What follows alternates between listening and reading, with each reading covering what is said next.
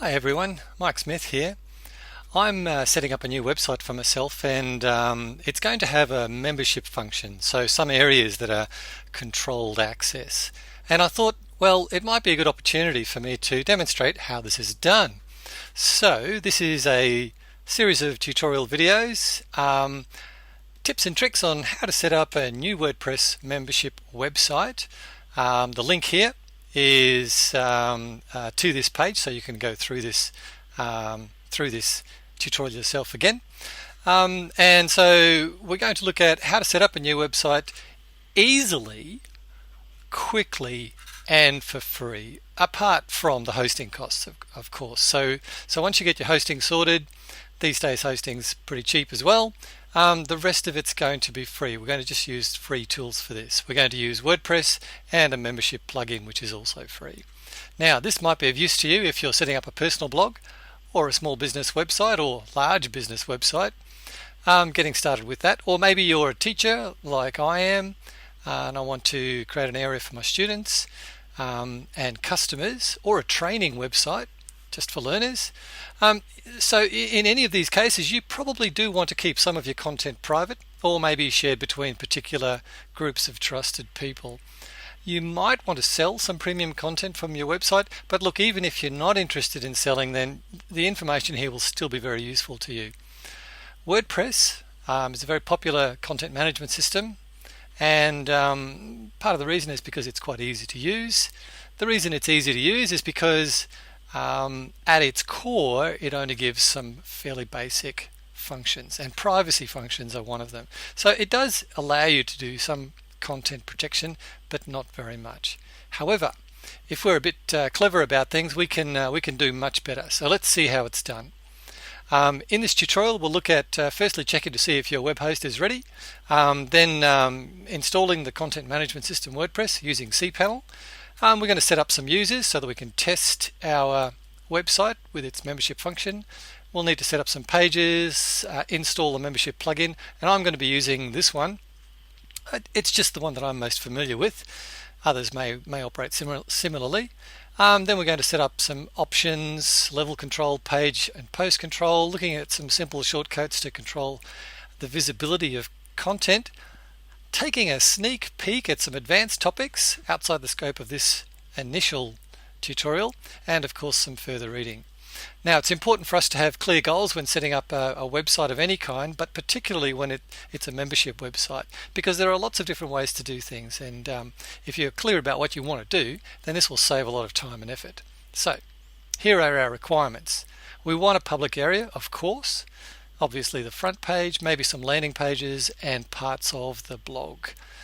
So that's for general public to view without logging in.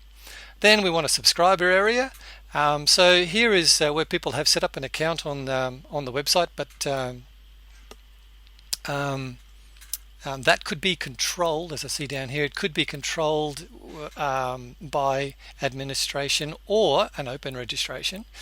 But anyway, this is a subscriber area which doesn't require any kind of payment, but does give some content protection. So the idea here is that perhaps you're just collecting contact details to build your lists for your business, or maybe it's just as a means to provide slightly more valued content to people. So you do need to set up an account for people to do that.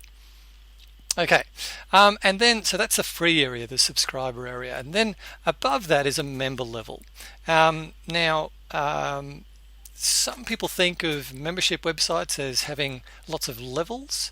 This one will have just one level because that's all we need. The plugin gives 4 levels, and if you go with the pro paid version, unlimited levels, but really you only need one, because we're going to be using this, custom capabilities. That gives us complete freedom. And I'll show you how that works. And that's available in the free version, which is great. So the idea is that there is a member level, and that generally requires a payment, although in my particular case I don't really want to use that function. I don't need to, and I can add people manually if I want to as an administrator. As I mentioned, custom capabilities. I want complete flexibility, so different people with different access to different content areas. I want to be able to do that. and those custom capabilities might require a payment. In my particular case, I probably won't do that for my purposes, but that's certainly a possibility. And again, users can be added manually by someone as an administrator. Okay, so we also want to be able to control access to content at the page or post level, and also within text on a page or post. So we want, on a particular page, the content to be different depending on whether someone's logged in as a subscriber, or logged in as a member, or logged in as a member with custom capabilities. And that's why we've set up these 3 different test accounts here. So that's why we need those. And of course, because websites always grow, we need to make sure that whatever we do to set this up can grow into something even more powerful if needed. Okay, now an important tip. When you're getting into this kind of work, you really need to write stuff down. We're going to be installing WordPress. That will require usernames and passwords to be kept, and then also setting up some users. So we'll need important details. We need to keep that.